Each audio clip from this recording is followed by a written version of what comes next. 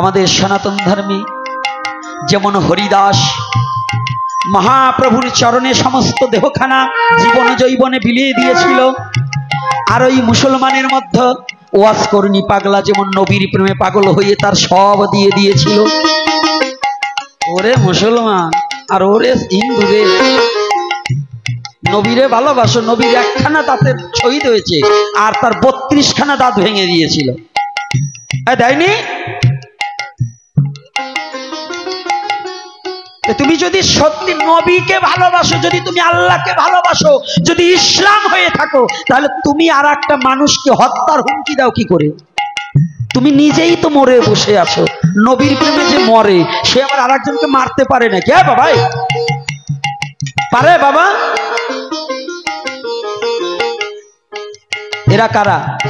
এই যে দেখলাম ইউটিউবে হুমকি দিচ্ছে জবাই করে দেওয়া হবে। যেগুলো বলছে যে জবাই করে দেওয়া হবে, একটাও মুসলমান না ওগুলো, ওরা ফেরাউনের দল। কোন মুসলমানের মুখ দিয়ে কথা বেরোতে পারে না। এই বাংলাদেশের মতো, যার কথা আমি বারংবার বলি, এই পদ্মার এপারে একজন শ্রেষ্ঠ মাওলানা, একজন আল্লাহর ওলি, যে নগরকান্দা জঙ্গতি মাদ্রাসার প্রিন্সিপাল আব্দুল গফফার সাহেব, আপনি যান, যদি কোনো মুসলমান এখানে যারা চেতন মুসলমান আছেন আপনি যান, তার মুখে তার ওয়াজে কোনোদিন কোনো কারো গীবত নেই। 100 ওয়াজ আনুন, আমি চ্যালেঞ্জ করে বলছি, তার মুখে কোনোদিন কোনো গীবত নেই, কোনো নিন্দা নাই, কারো কোনো ছোট করে দেখা নেই। যান আব্দুল গফফার সাহেব বাজারে গেলে এখনো বলে, বাবা দোকানদারকে বলে, বাবা তুমি চেয়ে ঠগো না, আমাকে দেখে ভয় পেও না, তুমি যাতে বেঁচে থাকতে পারো সেইভাবে তুমি আমার কাছ থেকে নিও।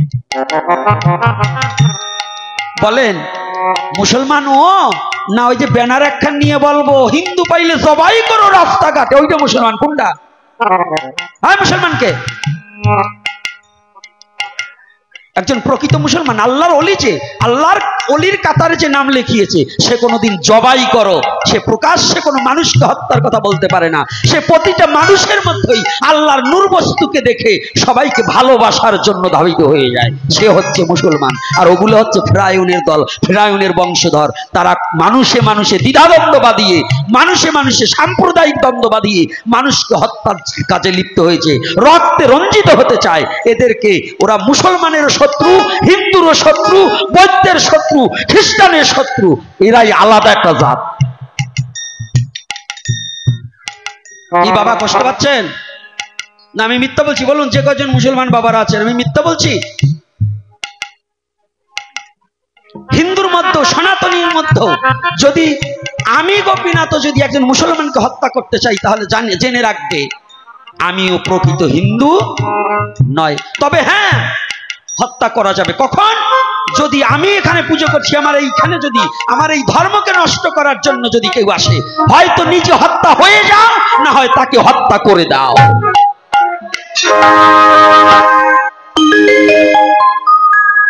যদি নিজের স্বধর্মের প্রতি কেউ আঘাত আনে, হয়তো নিজে হত্যা হয়ে যাবে, না হলে হত্যা করে দেবে,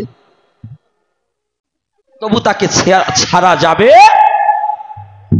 তারা কয়জন আসবে? কয়জন আসবে? এই বাংলার বুকে আজও মানুষ আছে, আছে না? এই বাংলার বুকে আমি যেখানে থাকি ভাঙাতে মাত্র 4 ঘর হিন্দু আর সব মুসলমান। তারা তো আমার একদিনও ক্ষতি করলো না। যদি প্রতিটা মুসলমানের মধ্যে ওদের মতো ওই যে ফেরাউনের দলের মতো যদি হিংসা থাকতো, কাফেরের মতো, তাহলে ওরা আমাদের এই বাংলাদেশে থাকতে দিত না। আজও মুসলমান বাদী হয়ে আমাকে কতজন বলছে, ফোন করে বলে, বাবা সাবধানে থাকবেন। মুসলমান আমাকে ফোন করে বলে, বাবা দেখেন ওরা কি কথা বলছে, আপনারা একটু সাবধানে থাকবেন, আপনারা একটু নিরাপদে থাকবেন। আমার চোখে জল এসে যায়। 3 দিন আগে একটা ছেলে, ছোটবেলায়, ও ছোট, আমার চেয়ে একটু বয়সে ছোট, কিন্তু অনেক কথা বলেছি, একসাথে চলেছি। ছেলেটা ফোন করে বলছে, ভাই আপনি কেমন আছেন? তাই আমি বলছি, আমি তো চিনতে পারলাম না। তখন নাম বলছে, ও মনে আছে আমি অমক? হ্যাঁ। বলছে আপনি একটু সাবধানে থাকবেন, আমরা প্রবাসে বসে জানেন দাদা আপনার কথা আমি একটু চিন্তা করি, আমাদের বাংলাদেশে যা শুরু করছে কিছু কিছু লোকে, তাতে আপনাদের প্রতি অত্যাচার না হয়। তা আপনি একটু সাবধানে থাকবেন। আমার চোখ দিয়ে জল এসেছে, ও তো মানুষ, ও তো একটা মুসলমানের ছেলে। তাহলে ওর চিন্তাটা কতটুকু, ওর চিন্তাটা কত গভীরতম, যে ও এখনো ভাবে যে না, আমরা হিন্দু মুসলমান একসাথে চলেছি, আমরা একসাথে থাকতে চাই, আমাদের কোনো হিংসা করা যাবে না। ওই যে গ্রামের নওজোয়ান হিন্দু আর মুসলমান মিলিয়া মুর্শিদে আর বাউল গান গাইতাম, আগে কি সুন্দর। এখন আছে সেই দিন, ধর্ম বাড়ছে কিন্তু হিংসা, ধর্মের লিবাস বাড়ছে কিন্তু হিংসা বাড়ছে, ধর্ম হারিয়ে যাচ্ছে। কি হিন্দু কি মুসলমান, কি বৌদ্ধ কি খ্রিস্টান। হিন্দুদের মধ্যে এই যে মালাধারী আর এই যে এত নামযোগ্য আগে ছিল না, ছিল? এই যে সনাতনী যারা আছেন ছিল এত? হ্যাঁ, এই যে হিন্দুগুলা এখন যা শুরু করছে, এদের চোটেও মানে একদিন আমাদের বিপদ আছে। এত ভালো ভালো না, হিংসা ভালো না, সাধু হও, ভক্ত হও, বিভক্ত হইও না। ভক্ত হতে চেষ্টা করো, বিভক্ত হইও না। বাবার আমার কথায় কষ্ট পাচ্ছেন না তো? আমার এই মানে নিজের জীবনের এই একটা প্রতিজ্ঞাবদ্ধ, যদি ভগবানের কথা বলি 5 মিনিট আর 35 মিনিট কথা বলবো জীবনের কথা, যে কথা শুনলে জীবের জীবদ্দশায় চরিত্রের পরিবর্তন ঘটে। তাহলে আজকে এই ভক্তিধন কোথায় গেলে পাবে? কোথাও দোকান কোথায় পেতেছে? আমার শ্রীকৃষ্ণ চৈতন্য মহাপ্রভু এই ভাগবতের আর একটা তত্ত্ব বলা হয়নি কোথায়? এই একটা অচল ভাগবত আর একটা সচল ভাগবত, মানে যে ভাগবতকে দেশে বিদেশে প্রচার করে, এটার নাম কি? ভাগবত। আর মধুর ভাগবত কারা? মধুর ভাগবত কোনখানা? যেজন বিশ্ব জগৎ জীবের কাছে হরি কথা বলছে, ওই সচল ভাগবতের বদন হইতে হরি কথা শ্রবণ করিতে করিতে যেজন নিজের হৃদয়ের সমস্ত ময়লা আবর্জনা পরিষ্কার করে, যেজন শুদ্ধ চিত্তে ভক্তিটাকে পরিপক্ক করেছে, যেজন ভাগবতী কথা শ্রবণ করিতে করিতে ভক্তির রাজ্যে পৌঁছে ভক্ত সঙ্গ করিতেছে, যেজন একমাত্র ভক্তের সঙ্গে জীবনে খানা ডুবিয়ে দিয়েছে, তিনি হচ্ছে মধুর হইতে মধুর ভাগবত বিশ্ব জগতে। আর যদি কোনো ভক্ত, যদি তোমার ভক্তিধন ক্রয় করতে চাও, যদি কিনিয়া লইতে চাও, তাহলে কি করতে করবে জানো? একবার করো করো ভক্তের সঙ্গ পারা, একবার করো করো ভক্ত সঙ্গ পারা, একবার করো করো এমন ভক্ত সঙ্গ করো। ওরে তুমি পেতে চাও যদি সেই ভক্তি সম্পদ, একবার করো করো ভক্তের সঙ্গ করো। পেতে চাও যদি জয় নিতাই গৌর হরি বল হরি বল, সেই ভক্তি সম্পদ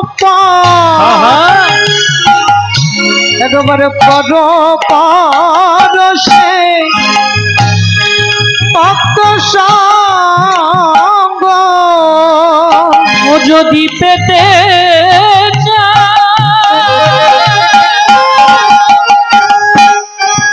ও সেই ভক্ত সঙ্গ অমন করো করো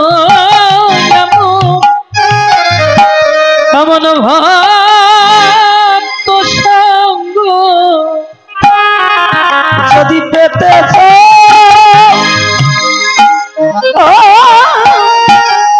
সেই ভক্তি সঙ্গ করো করো তোমরা ভক্তের সঙ্গ করো, পেতে চাও সেই ভক্ত সম্পদ, একবারে করো করো সেই ভক্ত সঙ্গ। যদি সেই প্রেম সম্পদ ভক্তি সম্পদ আছে কোথায়? আছে গিয়ে ওই ভক্তের সঙ্গে, আছে গিয়ে ভক্তের সঙ্গে। বলি ভক্তি আছে কেবল ভক্ত সঙ্গে, ভক্তি আছে ওই ভক্ত সঙ্গে, এমন ভক্তি আছে ভক্ত সঙ্গে।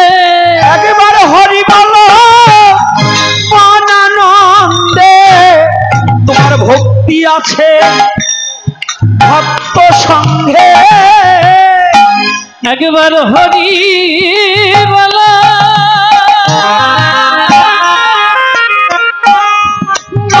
মনানন্দে, শুধু ভক্তি আছে এই ভক্ত সঙ্গে। একবার হরি বল মনানন্দে, বিশ্ব জগতের মাঝে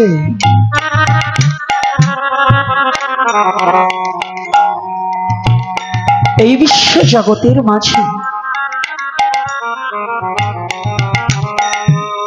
এই নাম রূপ বিষকে যদি দেহ জমিতে বপন করিতে চাও, এই দেহ রাজ্যের অগাথাটা ভাগবতী ও প্রেম দিয়ে নিরাইয়ে পরিষ্কার করিয়া লও।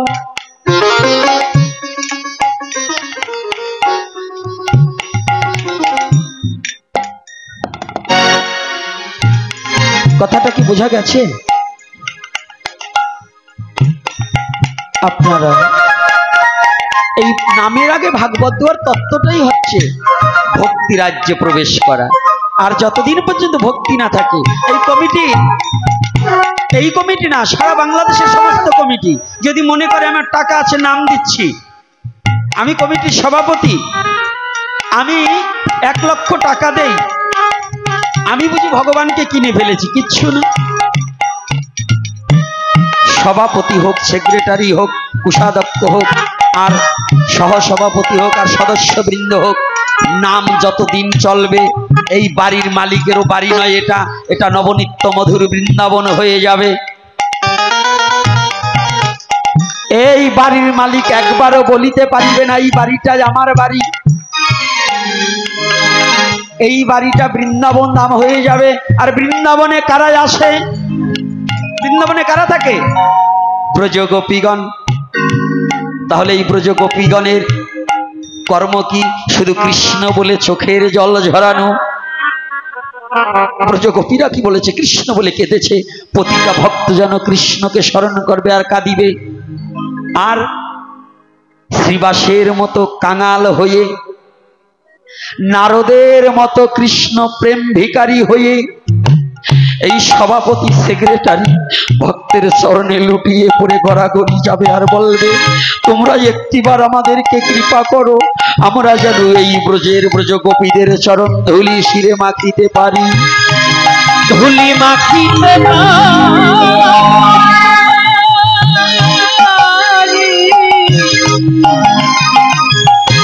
এই ব্রজ ধুলি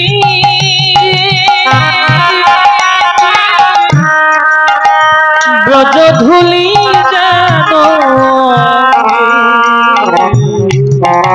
প্রতিটা কমিটি, প্রতিটা বাড়ির আলাপ, প্রতিটা অঙ্গনে এই ভাব যদি হয়, তবে যদি এই কীর্তন সার্থক হয়, তবে যদি এই নামযজ্ঞ সার্থক হয়।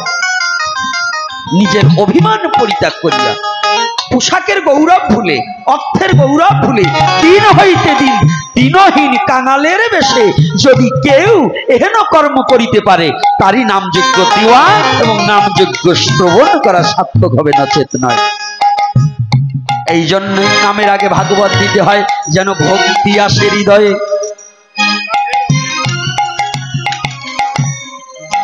নামের আগে যাত্রা দিলেও তো হতো, ভাগবত দিচ্ছে কেন গো? যাত্রায় ভক্তি হয় না, আর এই ভাগবতে কি হয়? এই যে যতগুলো মায়েরা বাবারা এসেছেন, একজনের হলেও তো এই কথাটা কাজে লাগবে, লাগবে না বাবা? তাহলে এটাই আমার জীবনের সার্থকতা, এই বকবকানির সার্থকতা হবে। যেই 2 ঘন্টা 2.5 ঘন্টা যেই বকবক করলাম, এই বকবকের সার্থক হবে যদি দুটো ভক্ত এই কথাটাকে প্রতিপালন করে, যদি দুটো ভক্ত প্রতিপালন করে, তবেই আমাদের হবে। তবে আর দীর্ঘায়ী করব না। দীর্ঘায়ী করতে গেলে আমার তো প্রতিদিনই প্রোগ্রাম আছে। আগামী দিন লালমনিরহাট যেতে হবে, তাই আমার তো গাড়িতেই এখন বাড়ি ঘর হয়ে গেছে। সাধুরা উঠবেন না, ফট করে বললেই কিন্তু ওঠা যাবে না, একটু ভালো করে শুনুন। এই আমরাও কিন্তু একটু ব্যবসায়ী।